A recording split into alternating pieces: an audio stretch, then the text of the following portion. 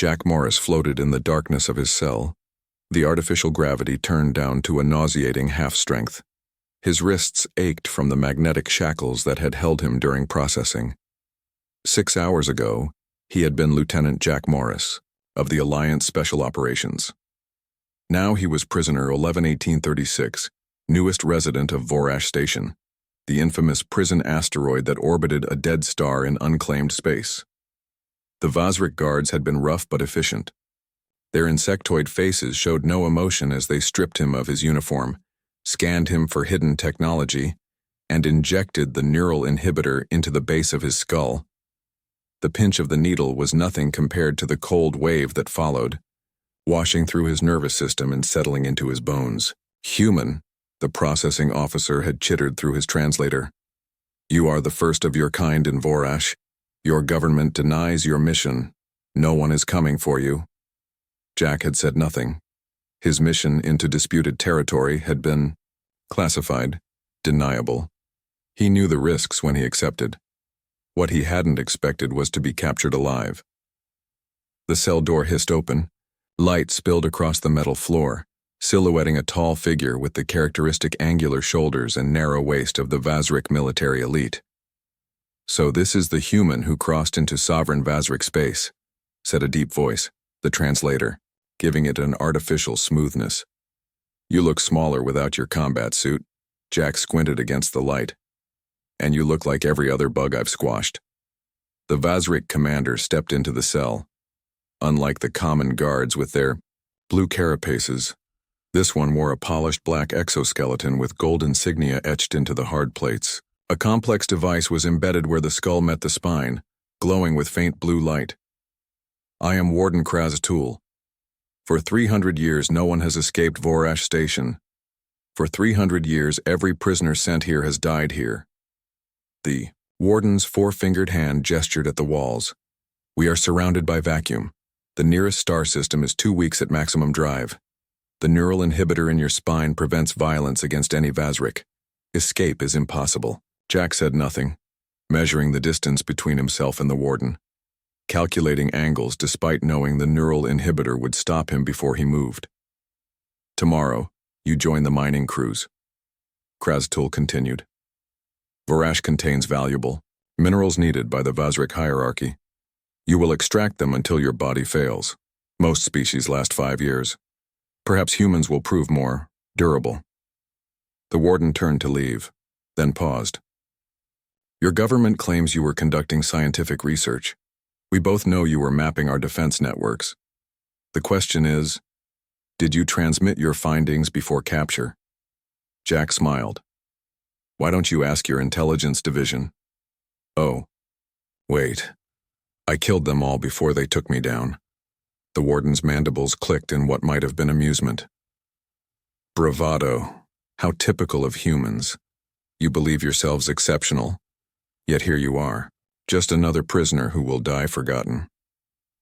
After the warden left, Jack tested his limbs against the effects of the inhibitor. As expected, even thinking about attacking a Vazrik sent waves of pain through his body. He would need to find workarounds. Guards came hours later, escorting him to the common area where prisoners from a dozen species huddled in small groups. Many wore the blank expressions of the broken. Others watched the newcomer with calculation. Tall six-limbed alien approached Jack. "New arrival, human, yes? I am Nixala. 5 years here." "Jack. You arrived with Warden himself?" "Unusual honor." Nixala's voice was soft, musical. "Special prisoner, perhaps?" "Just unlucky," Jack replied. A reptilian alien with rust-colored scales joined them. "No luck in Vorash. Only survival or death. I am Drez. 8 years." "They say this place is inescapable," Jack said. Nixala and Drez exchanged looks. 300 years. "No escapes," Drez confirmed. 17 attempts in my time. All failed. All executed. "The warden displays their heads in his office," added an elderly alien shuffling past. His skin was paper-thin, revealing a network of blue veins. "I am Pelvan, librarian. 22 years in Vorash. I maintain records." Jack watched the guards patrol the perimeter. Their movements were precise, their timing exact. Systems built.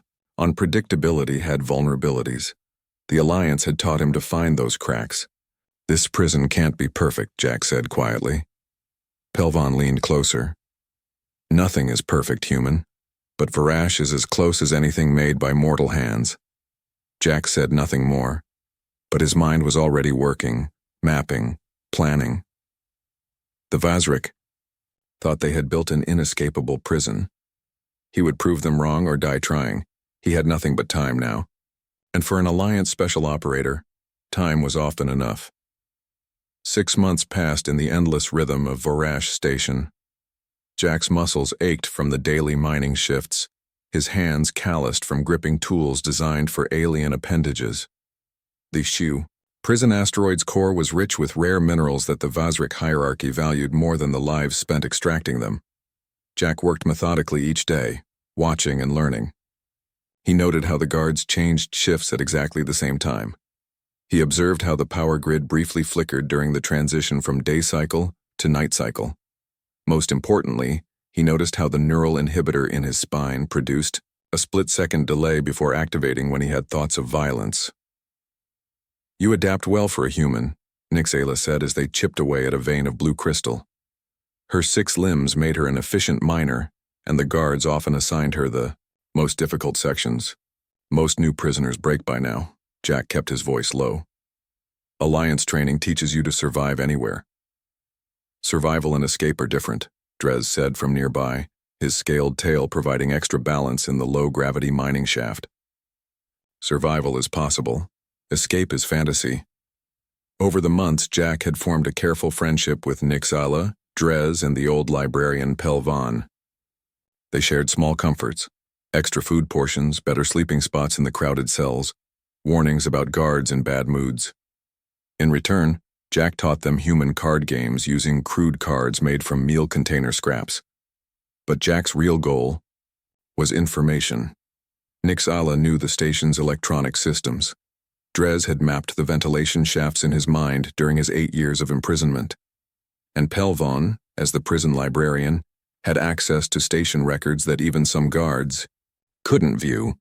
"The Warden visits Sector 7 every 3rd day cycle," Pelvon whispered during mealtime, his ancient hands trembling as he pushed his bowl toward Jack. "He oversees special projects there." "What kind of projects?" Jack asked. Pelvon's eyes darted nervously. "Experiments, on prisoners who won't be missed." That night in his cell, Jack tested the neural inhibitor again. He visualized attacking a guard, enduring the wave of pain that followed. But something was different now. The pain came a fraction later than it had 6 months ago. The inhibitor wasn't designed for human neural pathways, and his brain was adapting, creating workarounds. A commotion outside his cell drew his attention. Guards dragged a struggling figure down the corridor, a human woman with short brown hair. "Get your claws off me," she shouted. "I'm a civilian researcher. This is against every interspecies treaty." Jack moved to his cell door, peering through the small viewing slot. Another human in Vorash changed everything. The next day, he spotted her. In the common area, the guards had already put her to work sorting minerals. Jack approached carefully.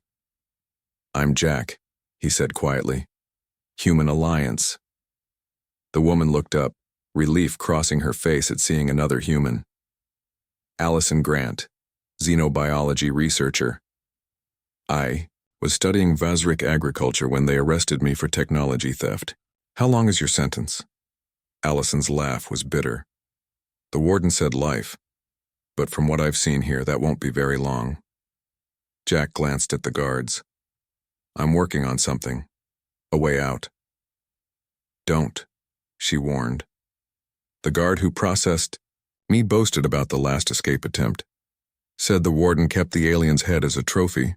Jack nodded slightly. "I know the risks." That night, Drez was taken by guards. When he returned 2 days later, something had changed. The reptilian alien stared blankly, his once quick eyes now dull and unfocused. "They took him to Sector 7, Nixayla explained as they worked their mining shift. The Warden's special project.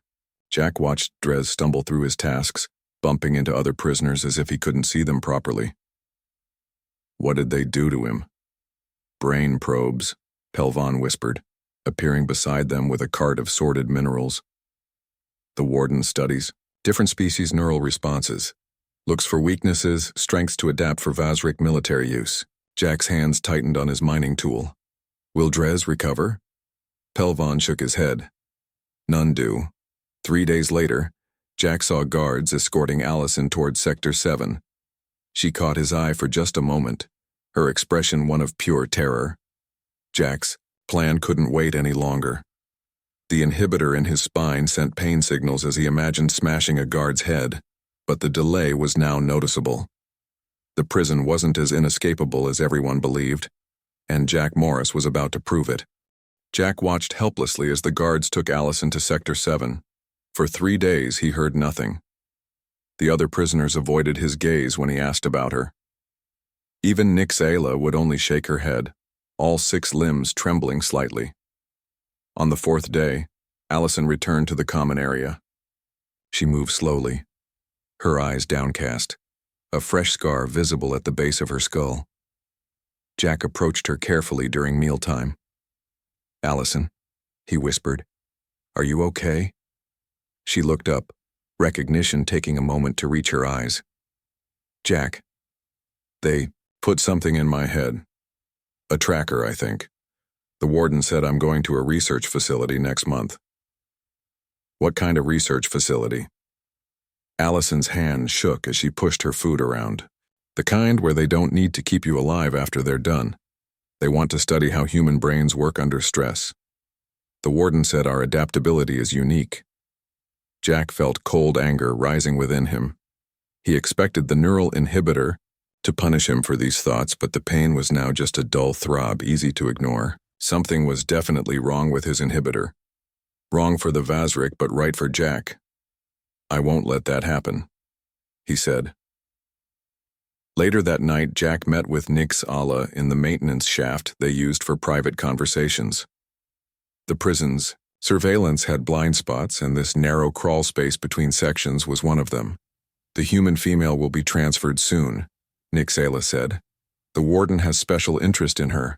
Her brain patterns are different from yours. We need to move up our timeline, Jack replied. How soon can you access the electronic systems?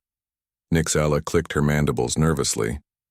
During power fluctuation at next shift change, I can reach the main junction, but guards will notice if systems stay down too long.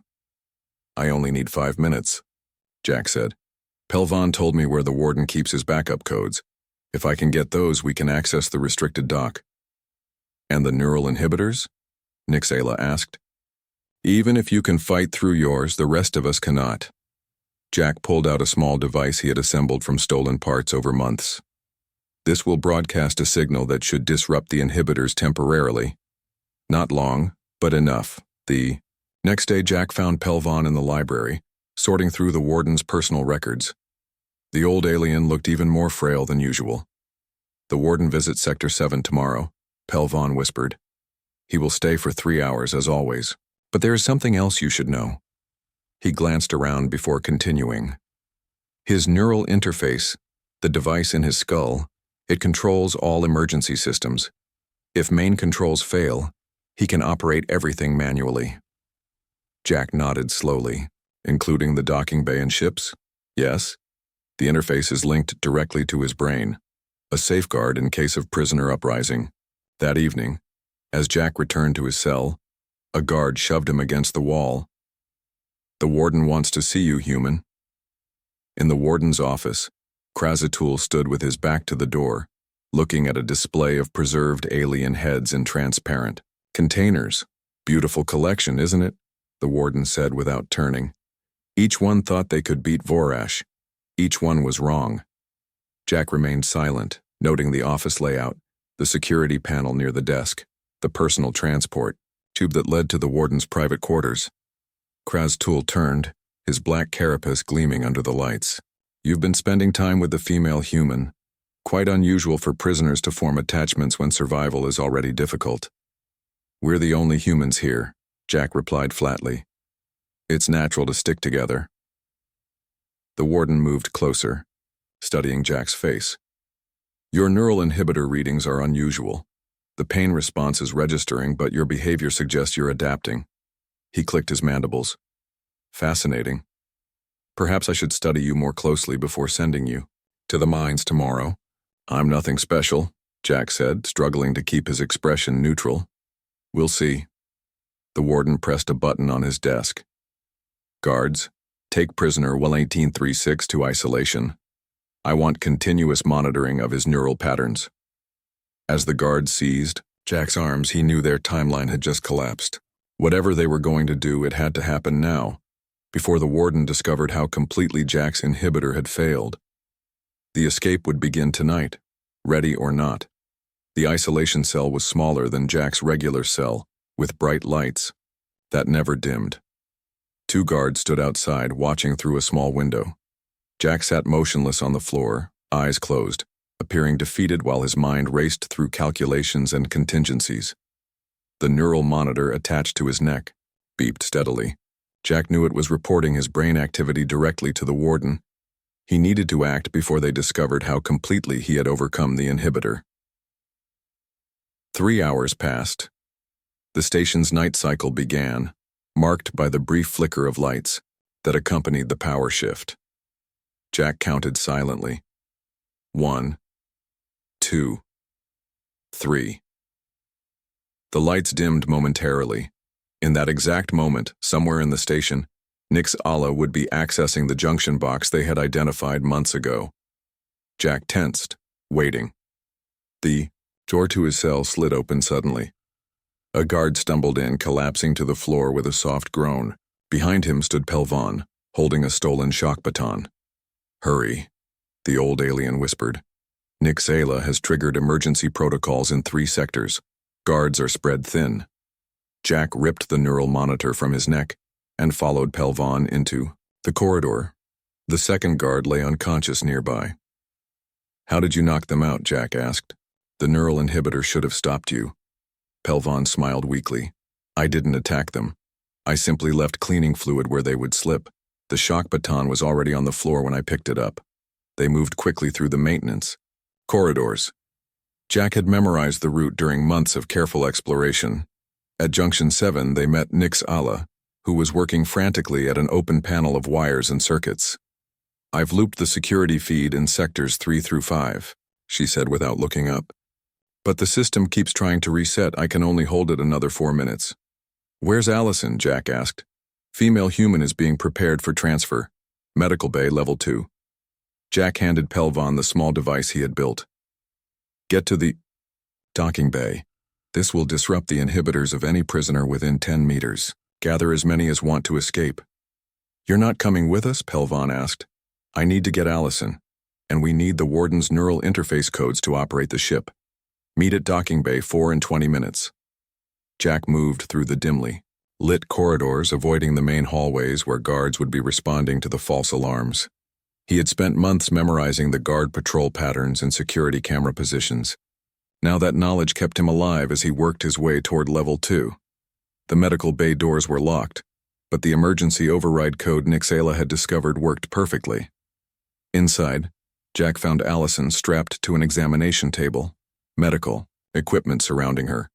She was conscious but sedated. Jack? She mumbled as he quickly freed her. How did you get here? I'll explain later. Can you walk? She nodded weakly. I think so. They were prepping me for transfer tomorrow. Jack helped her to her feet. Change of plans, we're leaving tonight. An alarm blared suddenly, different from the sector alerts Nix Allah had triggered. This was a prison-wide alert. Attention all personnel, the warden's voice echoed through the station. Escape attempt in progress. Full lockdown initiated. Shoot, to kill any prisoner outside designated areas. Jack cursed under his breath. We need to move faster. The warden's office is 2 levels up. His office? Allison asked, struggling to clear her head from the sedatives. Why are we going there? The docking bay is in the opposite direction. Because we need his neural interface codes to operate any ship. And because he has something I need. They reached a maintenance lift that was used for moving heavy equipment. It would bypass the main corridors where guards would be swarming. As they rode upward, Jack checked the makeshift weapon he had created from mining tools, a crude but effective blade.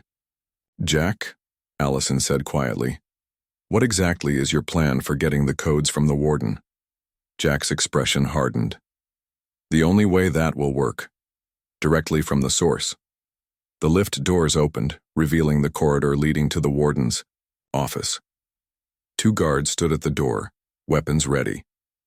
Behind them, visible through the transparent office walls, Warden Krastol was monitoring the chaos unfolding throughout his prison. Jack pulled Allison back from the lift doors before the guards could spot them. His mind raced through options. 2 armed guards, probably more inside the office with the Warden. A direct approach would fail. "We need a distraction," he whispered. Allison nodded, the sedatives wearing off. "The environmental controls. If we can access them from here, we could trigger an emergency protocol." Jack looked at her with new respect. "Smart. There's a maintenance panel around the corner." They moved silently to the panel. Jack pried it open with his makeshift blade, revealing a complex array of circuits. Allison studied it for a moment, then pointed to a cluster of blue wires. "These control the atmospheric sensors. If we cross them with the red emergency ones..." She worked quickly, her scientist's hands steady and precise. Suddenly, warning lights flashed in the corridor. A computerized voice announced, "Warning. Oxygen levels critical in administrative section. Emergency evacuation required." The 2 guards at the Warden's door looked at each other nervously. After a moment's hesitation, one spoke into his communicator, while the other remained at his post. "Not good enough," Jack muttered. "We need both of them to leave." Allison reached deeper into the panel and yanked out several wires.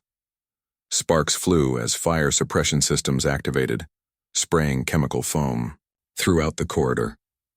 The remaining guard abandoned his post, rushing toward the nearest emergency station. Jack moved instantly, sprinting toward the Warden's office. He slammed his hand on the door panel, using the emergency override code Nix Ayla had provided.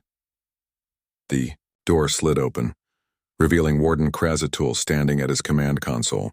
"I should have dissected you when you first arrived," the Warden said calmly, making no move toward the alarm. "Your species proves more adaptable than we calculated." Jack entered slowly, blade ready. "Order your guards to stand down and give me access to a ship." The Warden's mandibles clicked in what might have been laughter.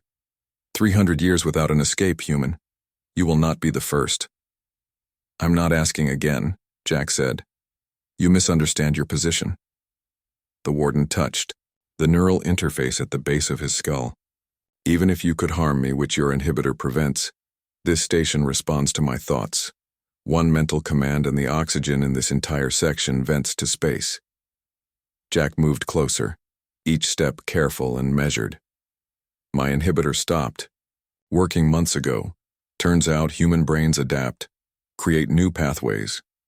For the first time, uncertainty flashed in the Warden's compound eyes. He pressed a button on his console. "Guards, report to my office immediately." No response came. "Your guards are busy with fires, oxygen warnings, and escaped prisoners," Allison said from the doorway. "It's just you now." The Warden's posture changed instantly. His exoskeleton plates shifted, revealing hidden weapons. "Then I will handle this myself." He fired a dart that narrowly missed Jack's head. Jack dove forward, rolling under the Warden's console. The Vazrik moved with surprising speed, leaping over the console and landing beside Jack with predatory grace. Jack slashed with his blade, catching the edge of the Warden's exoskeleton. The Vazrik hissed in pain, but struck back with a powerful blow that sent Jack crashing into the wall. The blade skittered across the floor. Allison grabbed it and slashed at the Warden from behind. He spun, knocking her aside with casual strength. She hit the ground hard but managed to slide the blade back to Jack. "Enough games," the Warden said. He touched his neural interface again. "Station. Initiate self-destruct sequence. Authorization. Krastol Prime." A new alarm sounded different from the others. The computer announced, Self-destruct sequence initiated. 30 minutes to core overload. If I cannot maintain order, the station does not deserve to exist, the warden said. We will all die here today. Jack climbed to his feet, blood running from a cut on his forehead. Cancel the self-destruct. Impossible. Only my neural interface can stop it now, and the codes die with me. Jack looked at the warden's head, at the glowing neural interface embedded in his skull. Then he looked at Allison, who understood his plan immediately. Her eyes widened in horror, but she gave a slight nod. Then I guess we're taking your interface with us, Jack said, gripping his blade tightly. The warden must have read Jack's intentions in his eyes. The Vazrik moved with sudden ferocity, his clawed hands slashing toward Jack's throat. Jack ducked and drove his shoulder into the warden's midsection, using the alien's momentum against him. They crashed into the trophy wall, sending preserved heads tumbling from their shelves. Jack brought his blade up, but the warden caught his wrist in an iron grip. 29 minutes to core overload, the station computer announced calmly. Even if you kill me, the warden hissed, you cannot stop the sequence without my interface codes. Jack didn't waste breath responding. He twisted free and struck hard at the warden's knee joint, where he had observed a weakness in the Vazrik exoskeleton during his months of captivity. The warden stumbled but recovered quickly. Allison had scrambled to the console, her fingers flying over the alien controls. Jack, I can't override it. The system keeps asking for direct neural input. The warden's mandibles spread in what might have been a smile. As I said, the codes die with me.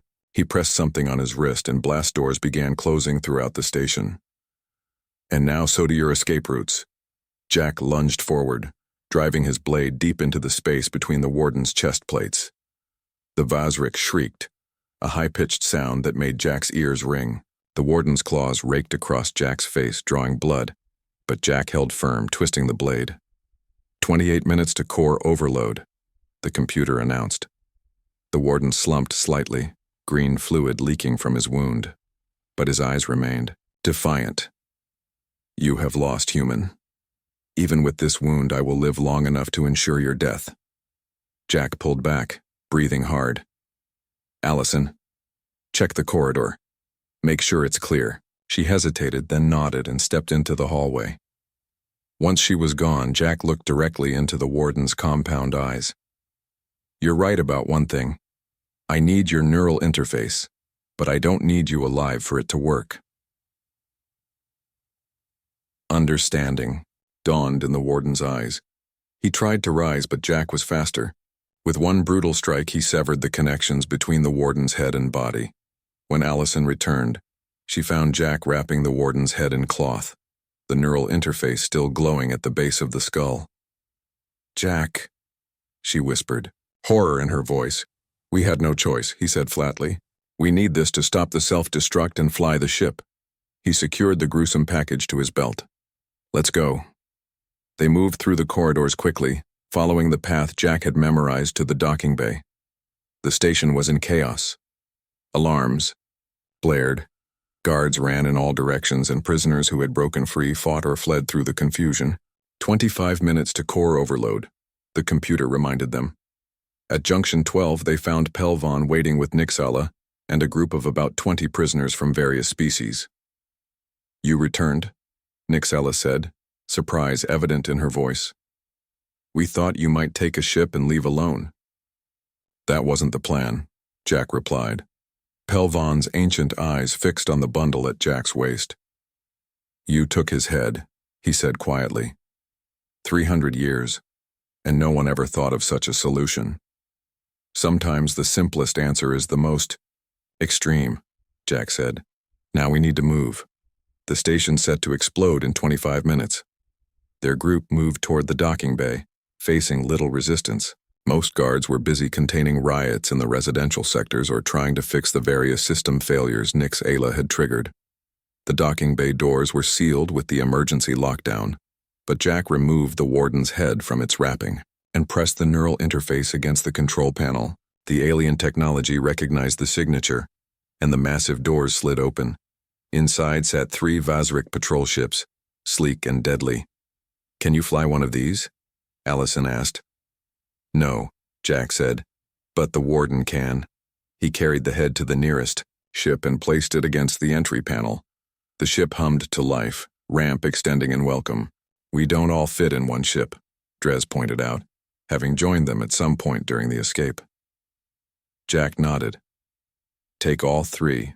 Anyone who can pilot, step forward. 2 aliens from the group volunteered. Jack handed the Warden's head to Allison and quickly explained to the pilots how to use the neural interface to activate their ships.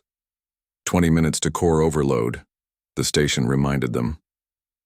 Jack took the pilot's seat in the lead ship, with Allison beside him holding the Warden's head. Nixala and Pelvan joined them, while Dres went with the second group. The remaining prisoners filed into the 3 ships, hope visible on faces that had known only despair for years. 19 minutes to core overload, the station's computer announced. Jack pressed the Warden's neural interface against the ship's control panel. The console lit up, displays showing in Vazrik language. I can't read this, Jack muttered. Nixala leaned forward. I worked maintenance before my arrest. These are engine systems, weapon systems, navigation. She pointed to different sections of the display. Jack nodded. Tell me what to press to start the engines. Under Nixala's guidance, Jack activated the ship's systems. The engines hummed to life, a deep vibration that ran through the deck plates. 17 minutes to core overload. Jack opened a communication channel to the other ships. Everyone ready? Follow my lead. We need to get clear of the station before it blows. The bay doors remained sealed. Jack pressed the Warden's head against another panel, and the massive doors slowly began to open, revealing the star-filled void beyond. Alert. Unauthorized ship activation. A new voice announced over the station's comm system. Security teams, to docking bay. Jack cursed. We need to move now. He pushed the throttle forward and their ship rose from the deck. The other 2 ships followed, their pilots quickly learning the controls. As they approached the bay doors, laser fire erupted from security turrets that had emerged from hidden panels. The ship's shields absorbed the first volley, but warning, lights flashed on the console. Shields at 70%, Nixala reported. They won't last long under sustained fire. Jack weaved the ship through the energy beams, guiding it toward the increasingly wide opening. Behind them, the second ship took a direct hit to one engine but kept moving. 15 minutes to core overload. The first ship cleared the bay doors, emerging into open space. Jack pushed the engines harder, putting distance between them and the station. The second ship followed, trailing smoke from its damaged engine. The third ship took heavy fire but managed to scrape through the doors just before they began to close again. We made it, Allison breathed. Not yet, Jack said grimly. We still need to get clear of the blast radius. He studied the navigation display, looking for a safe destination. The nearest star system was 2 weeks away at standard speed, but they didn't need to go that far. They just needed enough distance to survive the explosion. 13 minutes. To core overload. Suddenly, new alerts flashed across the console. Nixala hissed in alarm. Vazrik battlecruiser detected. It must have been cloaked nearby. The massive ship emerged from behind Varash Station's moon, weapons systems already targeting the escaping vessels. Attention, escaped prisoners. A cold voice announced over the comm system. This is Vice Commander Zexitor of the Vazrik hierarchy. Return to the station immediately or be destroyed. Jack opened a channel. This is Jack Morris. The station is set to self-destruct in 12 minutes. Let us pass or everyone dies. You lie, Vice Commander Zexitor replied. Warden Krazatul would never destroy his own station. Jack held up the Warden's head to the communication screen. The Warden no longer has a say in the matter. Silence filled the channel. Then, abomination, you will pay for this insult to the hierarchy. The battle cruiser's weapons powered up, aiming at the lead ship. 11 minutes to core overload. Jack pushed their ship into a steep dive, barely avoiding the first volley of fire. Everyone hold on. The 3 escapee ships scattered in different directions, making targeting more difficult for the battle cruiser. But the Vazrik ship was turning to follow Jack's vessel. They're after us because we have the Warden's head, Allison said. 9 minutes to core overload. Jack looked at the Warden's head, still clutched in Allison's hands. The neural interface continued to glow, still connected to Vorash Station's systems. That's it, Jack said suddenly. The self-destruct can be stopped remotely using the interface. He turned to Allison. We can use this as leverage. He opened the communication channel again. Vice Commander, listen carefully. I can stop the station's self-destruct sequence, but only if you guarantee our safe passage. The communication channel was silent for several long seconds. Jack kept the ship moving in an evasive pattern as the battlecruiser continued to track them. 8 minutes to core overload, came the distant voice of Vorash Station's computer. You have committed crimes against the Vazrik hierarchy, Vice Commander Zextor finally responded. The murder of Warden Kraztul alone demands your execution. The Warden was conducting illegal experiments on prisoners, Jack countered. We have proof. Let us go, or you lose the station and everything in it. The battlecruiser fired again, a warning shot that passed close to their ship. 7 minutes to core overload. Jack turned to Allison. Press the neural interface against the communication panel. Let's show them we're serious. Allison did as instructed. The Warden's neural interface glowed brighter when it connected with the ship's systems. Attention Vorash Station, Jack said. This is Security Override Alpha. Display records from Sector 7, authorization Kraz's Tool Prime. To everyone's surprise, the command worked. On all communication channels, including the battlecruisers, images appeared showing the Warden's illegal experiments on prisoners. The detailed records revealed brutal tests, dissections, and torture, all forbidden by the Vazrik's own laws. Minutes to core overload. The battlecruisers' attacks paused. Jack pushed their advantage. Vice Commander, your own laws forbid these experiments. The Warden broke your most sacred codes. Let us go, and these records stay private. Attack us, and we broadcast them across the galaxy. Another long pause followed. Jack could almost feel the Vice Commander's rage through the communication system. 5 minutes to core overload. Very well, Zextor finally replied. Stop the self-destruct. You have safe passage out of this system. But know this, human, the hierarchy never forgets. Jack nodded to Allison, who pressed the neural interface against the ship's main console. Computer, this is Warden Kraztul. Cancel self-destruct sequence. Authorization Kraztul Prime. Identity confirmed, the station's computer responded. Self-destruct sequence aborted. The 3 escaped ships accelerated away from Vorash Station, the battlecruiser making no move to follow. Jack kept their ship at maximum speed until the U station was just a small dot in the distance. He's letting us go, Pelvan said in disbelief. 300 years of Vorash's perfect record, ended by a human. Jack finally allowed himself to relax slightly. We're not safe yet. We need to reach neutral space before they change their minds. The ship's navigation system showed the nearest neutral territory was a trading outpost called Nexus Station, about 6 hours away at their current speed. Jack set the course. Allison carefully wrapped the Warden's head and placed it in a storage container. What do we do with this now? Evidence, Jack replied. The neural interface contains records of everything the Warden did. We'll take it to the Galactic Council. As the 3 ships traveled toward Nexus Station, word of their escape spread across communication channels. By the time they reached neutral space, the story had already become legend.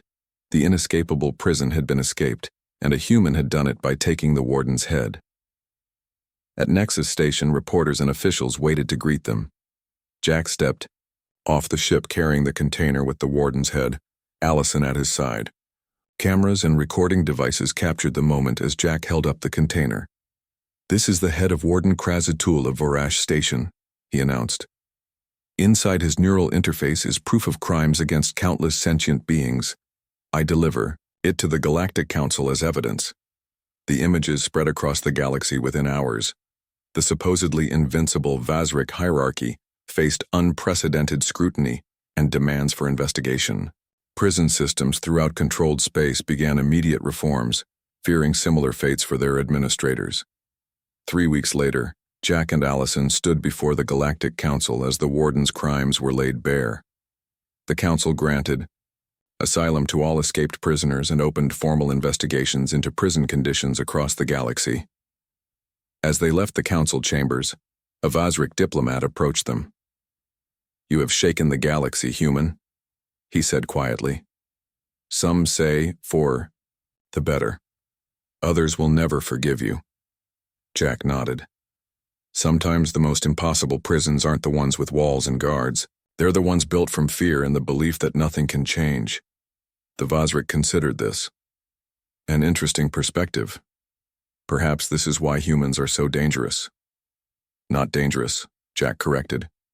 "Just unwilling to accept that anything is truly inescapable."